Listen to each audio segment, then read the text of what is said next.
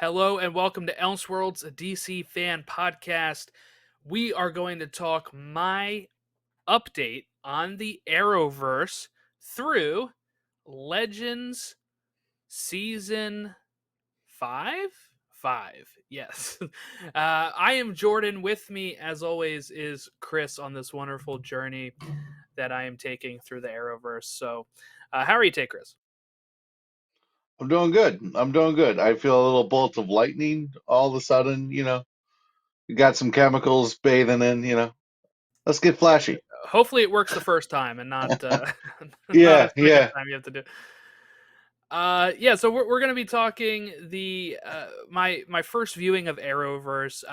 Where we left off last time is I'd seen the Flash through season 6, Arrow through season 8, and this time focusing mainly on, I guess, Supergirl season 5 and Legends season 5, with more of a focus on Legends. I did wrap up, by the way, Black Lightning completely, and I would say for 2 seasons that show was pretty okay. For seasons 3 and 4, not as much. Season 4 I did not really like, but it had a good ending, I guess. Is what I would say. But so if you're interested in watching Black Lightning, there you go. All right, I guess let's start with Legends season 5. This was a return to form for me because season 4, if people remember, my complaint of season 4 was too much time bureau stuff, too much real world stuff, meaning like where they would go to 2018 or whatever and spend time and stuff. This season was mostly on the Wave Rider, no more time bureau. For me, that's a return to form. I really liked it, and I thought it was funnier too than season 4 overall. Yeah, I think you're pretty much right on that. I think season five of Legends was one of the better seasons. I think it was a lot of fun. I think they did a lot of cool things with the characters. And I feel like they just knew who they were and said, you know what, we tried some things and they went back to the nucleus that worked for them. I think season three is the best season of Legends, and I think season five was getting back to that mojo. Yeah, let me look at the episode list here because I did have a favorite that I wanted to share, but I'm kind of blanking on it right now. Um, for season 5, oh, okay. So it starts off really good with, if you ignore Crisis because that was supposedly a special, and then the next week started the actual season with Meet the Legends. That starts off great with the documentary crew following them. You even had them with the, uh, when Ray goes inside of, was it Rasputin, and then just enlarges from inside, and they get all of the guts and everything. I was actually surprised at how much they got away with on CW, I guess. But I think my favorite episode of the whole season was Slay Anything. That's the one where they have like the killer in the high school prom. Oh, that was so good. It is a good episode. I really enjoyed it. I like that they kind of extended some Mick Rory storylines with him having a daughter.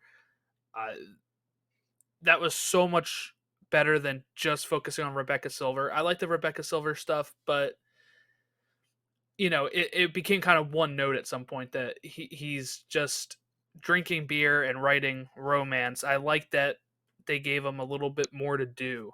Because as we know, he's notoriously ranked in the lower end of my rankings. Hmm. Even though I like the portrayal, and sometimes I just released a video ranking season 1 characters, and I said he's good for a laugh now and then, but Hmm. I wanted more from him, and I feel like we got that this season. I wasn't sure what to make of um, influencer Zari, but I had fun with it. I had fun with it, but I really loved when Zari showed back up in the television, the penultimate episode of the season and the one where we're all trapped on TV, and seeing her again and was great. because I know Zari's ranked in the top of my legends for quite a few seasons now. But that was a fun episode too. The one where we're trapped on TV. Mr. Parker's cul-de-sac was fun too. It's Mhm. that like Ray left mid-season. I when they said I'd heard that he was leaving that season, but I had thought we had maybe the whole season. So when he leaves like midway through, I was kind of disappointed with that because he's my favorite. Yeah, I think the show lost a lot when it lost Ray Palmer. Ray Palmer, we've talked about it. He's high on your list. He's always number two on my list. And I think Ray Palmer leaving didn't have to happen. I I know the show is expensive. I know they wrote him out of the show. I did like the episode before it when, they're devising the plot with Nate and, it's like this bro bonding mission and they're getting emotional. That was fun. I think that the Stuck on TV episode might have been the most creative episode in the whole show, and I really like how they mocked all the shows. I thought the Star Trek, where all of a sudden Sarah was, acting like William Shatner was overacting, was just hilarious. I thought the Friends mocking was pretty interesting. I thought it was really well done episode. And again, opening it up with that documentary was so fun because it was just like, nah, we it's not real. What are you talking about? Like that was just so on brand for what they are as a show. And I that episode was so fun. That might be the best season premiere of the entire series. That was fantastic. The one question I have about that is that we know the public knows about the legends because when Marv Wolfman, the character he plays in Crisis, when the world is now Prime Earth and he sees Supergirl and Flash, he gets them to sign a picture and all that stuff. And he said, Flash is like, "Hey, are you used to seeing us together?" And he said, "Yeah, sometimes there's a legend or two." So I do find it funny that that doesn't quite go with the meet the legends thing, right? Because so I guess I'm confused. Do they know the legends actually exist and then that they just think the movie was fake? Or do they think that uh they don't actually exist now? That's a question I have. Crisis. There you go. Well, No, I have an explanation for this. I think that the legends are known, but they're not known to the general audience of people. I think most people, they're not like hot commodities. I don't think they're household names. I think there are people who know of the legends. I don't think that in this world they are the Supergirls or the Flashes. um I so one thing I'll say is this is something that has been consistent in season 4 and season 5 when I'm watching this now. I cannot care any less for the Constantine stuff.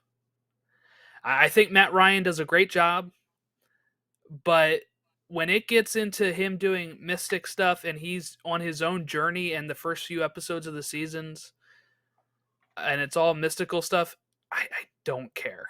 I lose. I stop staring at the screen as much. I'm more likely to look at my phone. I just don't care. Yeah, and the Zari 2 relationship with Constantine was a little. Oh, too much. That It's was too it's a little too much, and they're not going to go in a different path with Constantine. They will go down this path to the point where he's got a drug problem and magic is his drug. It's going to. I don't know what point you're at. They all mesh together, I think but they've with already done that. I can't tell, but I know that what he in season 7, I think they said he was playing a different character, right? yeah, So he plays a different character at I that see the point. end of the light here coming up. Yep, And again, I and, think and Constantine's a I like fine his other character. character. I think Constantine's a fine character. For me, it's like I would rather him want to be part of the team and use his assets that way than always having it devolve into him with Astra and him going to his house. That house set got used a lot this season, and Hmm. that stuff was just not very good for me. I don't know if I'm sure people that watched the original Constantine show and love Matt Ryan's Constantine were probably like loving that, but for me, like I said, Legends is time travel. Legends is screwing up the time stream. They do that a lot more in this season, but then they still gave Constantine like the B plot all the time, Hmm. and that I really just check out during that. Was this the season where they had they went to the college fraternity thing and they had that thing where Yeah, with Sarah had to play Dionysus beer and pong? stuff. Yeah, Yeah, yeah. and she had to play beer pong blind, and yeah, that was a really good episode. I Yeah. enjoyed that So, one. so do we know why Katie Lotz was not in as many episodes this year? I felt like there's a few times where like they're like, oh, like Ava's in charge, and Ava's like, she's doing something. So like, was that like something? I I don't know. I honestly I don't know. There was one episode where she was checking in with Wild Dog or something in Star City, and that was weird because why would she give a crap what Renee wanted? But like they're not really friends, so that doesn't make sense. But yeah, I don't know. I There had to be something. I I I don't Yeah, yeah, that was probably my least favorite bit, other than the Constantine stuff. Is just the excuses that she was gone random times or whatever. Um, I liked I the fact that Mona got less screen time. Nothing against the yes. actress, but just I felt like they did all they could with the the aspect of that character in season 4. Yeah, I thought it was funny that in the TV episode, it was Gary and Mona who were so critically important. I thought that was just like kind of hilarious. But yeah, I also really liked Ava's like sympathy card for Sarah after Oliver dies in Crisis. As like, I'm sorry that Oliver died in Crisis, but I hope you never loved him. Ava. Yeah, I really liked Bayrod as well. I didn't know if I would like him that much because I liked Zari, but I thought he was a good addition to the team as well. I mean, he's a bit one note, but he's a good one note. Yeah, yeah, yeah.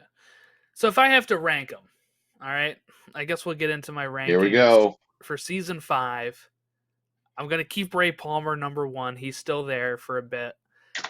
I'm gonna put um I'm gonna put Nate second, like always. Zari still number 3, right? So those are boom, boom, boom. Um, gets a little bit more difficult here, I guess. I'm gonna go Ava, Bayrod, okay, Sarah. I'll go Mick. Hold on, no, no, no. Nora is above Bayrod. Okay, so Nora, Bayrod, Sarah, Mick,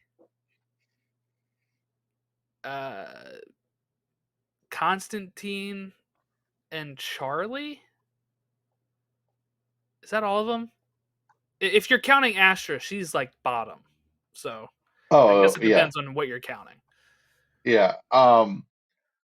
Astra gets better, but yes, bottom. I have Charlie way higher, and you know who I have way higher than you do. Always. Number 1, right? Sarah, of course. It's Sarah Lynn. She's the coolest person in the Arrowverse, not in Barry Allen. She's awesome. Actually, she's cooler than Barry Allen. Nah, she's about the same. But very different cool.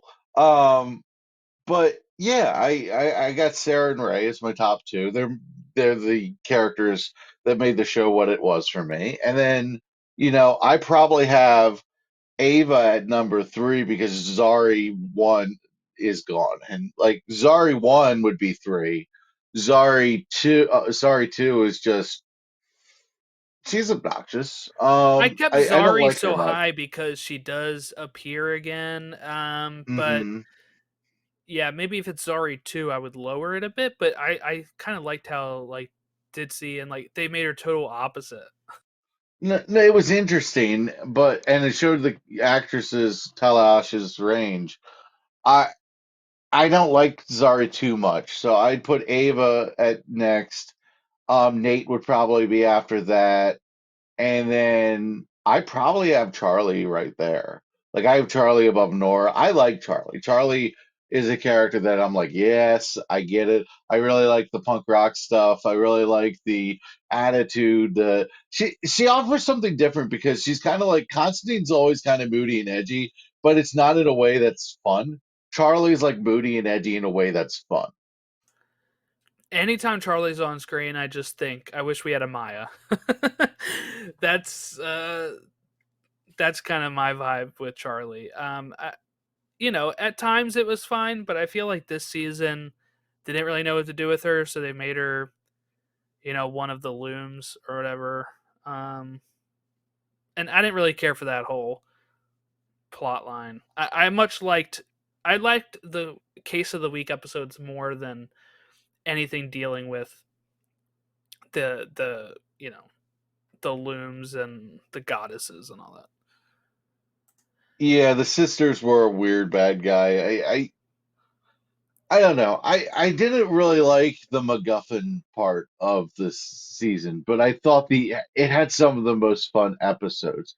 I did like the music contest they had with um the real Oh, Dragon hold Girl on, hold on. song. Highlight of the season. Highlight of the season is the thong song at the finale. Yeah, All right. yeah, The fact that they set yeah. that up, uh, and what? Who was it that didn't know what it was? Was it Zari or was it Ava? Somebody didn't know what the thong song was. I think it was Ava, and then it starts playing, and Nate's loving it. That was a highlight. That was fantastic, fantabulous. It was sensational. Yeah, that was I cracked, and then they got the shake weight as a weapon, and they're like throwing the shake weight at the thing, and then they realize they need the hell weapons, and yeah, that was pretty awesome. I don't know that I love every direction they go in the season, but I had a blast on I've got to a point with Legends where I enjoyed it more when I didn't need it to make sense. Like if I needed it to make sense, it's not as fun. But if I just go with it and have a blast, it's fun. Real quick, Supergirl season 5. I thought it was all right. Um, Again, the Lena Supergirl stuff was a little annoying at times, and then they went in this weird territory where all the virtual reality stuff was going on, which I thought was interesting at times, but it kind of went way too far with Alex being sucked into it, thinking she's Supergirl. It was a weird, it was a Oh, I weird thing. hated that story so much. I hated that story so much. I thought it went backwards on Alex's character. I thought Alex had become a strong character on her own. She was her own hero. She had stopped being jealous that she didn't have the powers. I thought that she was past this, oh, I have to protect my sister, and that's holding me back storyline. And then she gets to the virtual reality and she's Supergirl, and it's just like it going completely backwards. I think it was a assassination on her character because she was the strongest character of the whole show, and I had a real problem with that. I hated that storyline, and the Lena thing was awful. I actually hate the season of Supergirl. I'm not gonna lie. It was. I watched it. I watched every episode of Supergirl. I love the show. At various moments, it is amazing, but this was rough. Yeah, yeah, it wasn't great. And then you had the whole manufactured thing with Brainy and Nia, right? Where they like broke up because he couldn't have his whatever BS that was with the personality chip or whatever. Anyway, that was Supergirl season 5. um Almost done. I got season 6 coming up of that. I got 2 more seasons of Legend. I got 2 seasons of Batwoman and 3 seasons of The Flash. So it's crazy. I'm getting there. I'm getting there. It's June 16th. It's been 4 months since I started. So, all right. Well, thank you all for watching or listening. This was the Arrowverse recap. What we're going to talk also releasing later this week is the Superman and Lois renewal. We're going to talk episodes 9 through 12 as we prepare for the finale of that show. So keep an eye out for that review of those 4 episodes and just renewal talk of season 4. And we'll catch you next time.